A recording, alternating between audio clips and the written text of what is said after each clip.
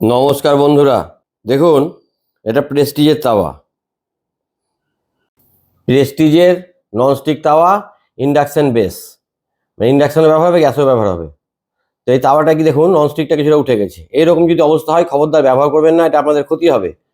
এটাকে যদি ব্যবহার করতে হয় তা পুরোপুরি ননস্টিক মুক্ত করে নিতে হবে। কীভাবে ননস্টিক মুক্ত করবেন ভিডিওটা সম্পূর্ণ দেখুন। কড়াই বা তাওয়া বা ফ্রাইং প্যান ননস্টিক মুক্ত করার জন্য যেটা প্রথমে করতে হবে আপনাকে, এই যে 80 নম্বর রোল সিরিজ কাগজ। এই রোল সিরিজ কাগজগুলো হার্ডওয়্যারের দোকানে পাবেন, 10 টাকা দাম নেবে, এত বড় রোল সিরিজ কাগজ পেয়ে যাবেন। টুকরো একটা কেটে নেবেন। যে জিনিসটা ননস্টিক মুক্ত করবেন, ভালো ননস্টিক করতে যাবেন না, যেটা কিছুটা ননস্টিক উঠে গেছে এরকম অবস্থা হয়েছে সেইগুলোতে এই কাজটা করবেন। আর এইরকম যদি উঠে যায় ননস্টিক কিছুটা, তাহলে সেই পাত্রটি ব্যবহার করবেন না, সেটা কিন্তু শরীরের পক্ষে খুব ক্ষতিকর।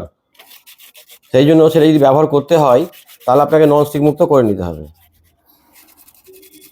দিয়ে ওই অ্যালুমিনিয়ামটা বার করে নিতে হবে।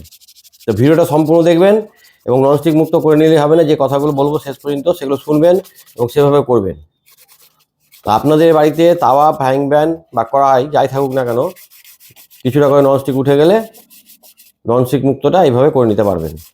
তো প্রথমে যে কাজটা করতে হবে সেটা হচ্ছে, যে পাত্রটি আপনি ননস্টিক মুক্ত করবেন সেটাকে আগুনে ভালো করে গরম করে নিতে হবে। দিয়ে এই রোল সিরিজ কাগজ ছোটো ছোটো টুকরো কেটে নিতে হবে, ঘষতে হবে। অল্প অল্প ছোটো ছোটো টুকরো দিয়ে কাজটা করবেন। একটা তাওয়া করতে গেলে আপনাকে 10 টাকা বা 20 টাকার কাগজ নিয়ে আসবেন, তাহলেই হয়ে যাবে। তারপরে পাত্রটিকে ভালো করে গরম করে নিয়ে ঠান্ডা হলে এইভাবে সিরিজ কাগজ দিয়ে ঘষবেন। এটা হচ্ছে 80 নম্বর রোল সিরিজ কাগজ। আবারও বলে দিচ্ছি, এগুলো হার্ডওয়্যারের দোকানে পাবেন। তো রোল সিরিজ কাগজ দিয়ে ননস্টিক মুক্ত করে নিলেই হবে না, পুরো প্রসেসটা আপনাকে দেখতে হবে।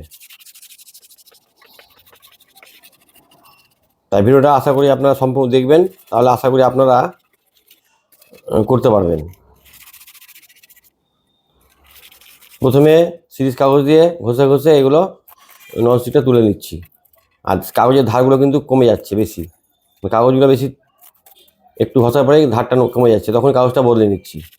এইভাবে আপনারা করবেন। এবং তারপরে কি করছি, শেষে গিয়ে কি বলছি, ভিডিওটা অবশ্যই আপনারা সম্পূর্ণ দেখবেন এবং শুনবেন কথাগুলো।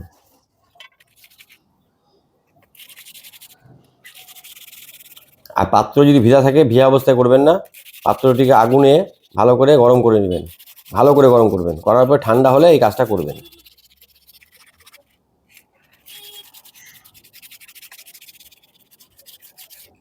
তিনটে স্টেপে কাজটা করতে হবে আপনাকে। প্রথম কাজ হচ্ছে আপনাকে সিরিজ কাগজ দিয়ে ঘষে নেওয়া।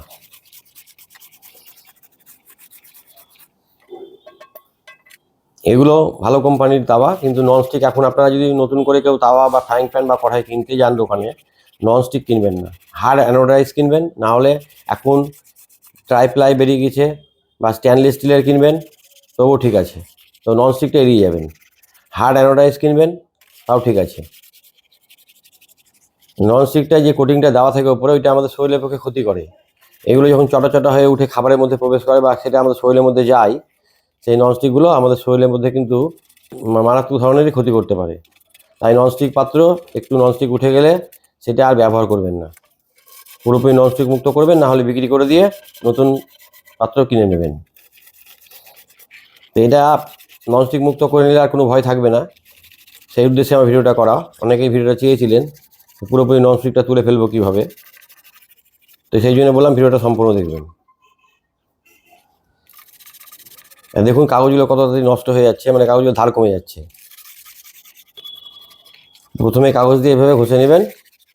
ঘষে নেওয়া হয়ে গেলে তারপরে কি করবেন, এই দেখেন কত বেরোলো। এইগুলো আমাদের শরীরের মধ্যে প্রবেশ করলে ক্ষতি করে। এবার আমি যেটা করব সেটা হচ্ছে, এর মধ্যে দিব আমি পিতাম্বরী পাউডার। এই দেখুন, পিতাম্বরী পাউডার যদি না থাকে, ঘুঁটোর ছাই কাপড়ের মধ্যে চেলে নিয়ে এই কাজটা করা যেতে পারে। তার সঙ্গে আপনাকে ডিটারজেন্ট পাউডার দিতে হবে। তো আমি এখানে দিলাম দেখুন পিতাম্বরী পাউডার।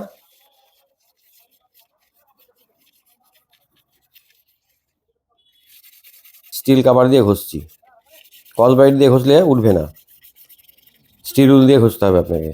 এই দেখুন, এবার একটু ভিম লিকুইড দিলাম, কাজটাও তাড়াতাড়ি হবে।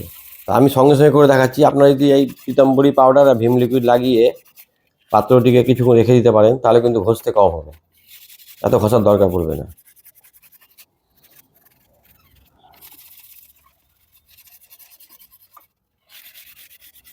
তো অনেকে বাংলাদেশ থেকে কমেন্ট করেন যে দাদা বাংলাদেশে পিতাম্বরী পাউডার পাওয়া যাচ্ছে না, কী করবো? তাদের উদ্দেশ্যে বলছি, ঘুঁটোর ছাই আপনাদের ওখানে পাওয়া যায়, ঘুঁটোর ছাই কাপড়ের মধ্যে চেলে নেবেন, তার সঙ্গে ডিটারজেন্ট পাউডার মিশিয়ে নিয়ে এই কাজটা করবেন, তাহলে একই কাজ হবে। এইভাবে মেজে নিলেই হবে না, এর পরের পদ্ধতিটা আপনারা অবশ্যই করবেন, যেটা বলবো সেটা আমি এখানে দেখাবো না, সেটা আপনাকে মুখে বলে দেবো, সেটা আপনারা করে নেবেন। তো দেখুন এইভাবে মেজে নেওয়াতে দেখুন সমস্ত ননস্টিকি প্রায় উঠে গেল, হালকা হালকা লেগে আছে। ধুয়ে আপনাদের দেখাচ্ছি, দেখুন প্রায় উঠে গেছে, 90% বেশি উঠে গেছে। আরেকবার পিতাম্বরী পাউডার দিলাম, আর পাউডার দেওয়ার পরে এইভাবে বুলিয়ে গোটাটা লাগিয়ে দিবেন, তার মধ্যে একটু ভিম লিকুইড দিবেন, এইভাবে লাগিয়ে 5-7 মিনিট রেখে দিবেন, তারপরে আপনারা মাজবেন স্টিল উল দিয়ে। তাহলে দেখবেন খুব সহজেই কিন্তু যেগুলো লেগে থাকবে সেগুলো কিন্তু উঠে যাবে। আমি সঙ্গে সঙ্গে করে দেখাচ্ছি আপনাদের, তাই আমাকে বেশি চাপ চেপে ঘষতে হচ্ছে।